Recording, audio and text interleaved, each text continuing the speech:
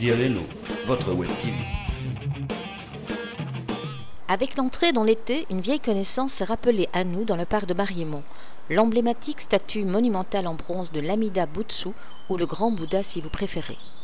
Posée dans une perspective paysagère japonisante où prunus, azalées, rhododendrons et érables se relaient au fil des saisons en variant les palettes de couleurs, l'espace qui l'environne est propice au calme, à la sérénité et à la découverte de soi-même. Le bienheureux Amida, assis en méditation sur son trône de lotus, semble nous rappeler que l'existence humaine est précieuse, que chacun d'où qu'il vienne est appelé à chercher la vérité, à se connaître dans sa profondeur, à devenir libre et vivre en paix avec lui-même et avec les autres.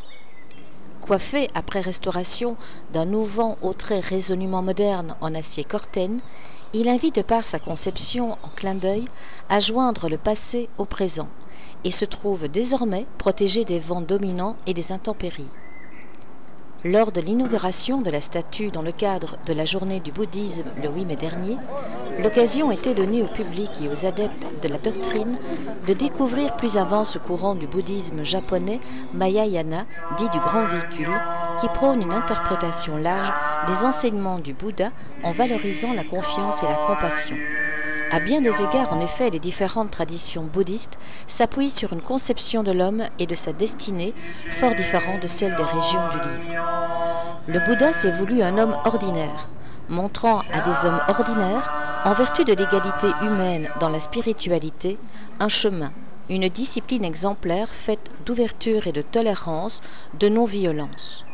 Richesse donc que ces traditions orientales millénaires, dont des aspects culturels et artistiques de grande qualité, peuvent prolonger agréablement votre visite au très respectable Amida centenaire, en poussant plus avant votre curiosité à travers les pièces et objets précieux, voire parfois exceptionnels, de la section Extrême-Orient du musée.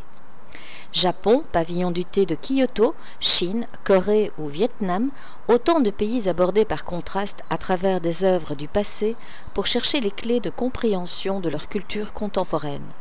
Profitez donc de l'été pour musarder dans les allées du parc ou les salles du musée, dans ce petit coin d'Asie au centre du Hainaut. On quitte toujours Mariemont avec plus de force, de beauté, de sagesse, extrême orientale ou pas. Dialeno, votre Web TV.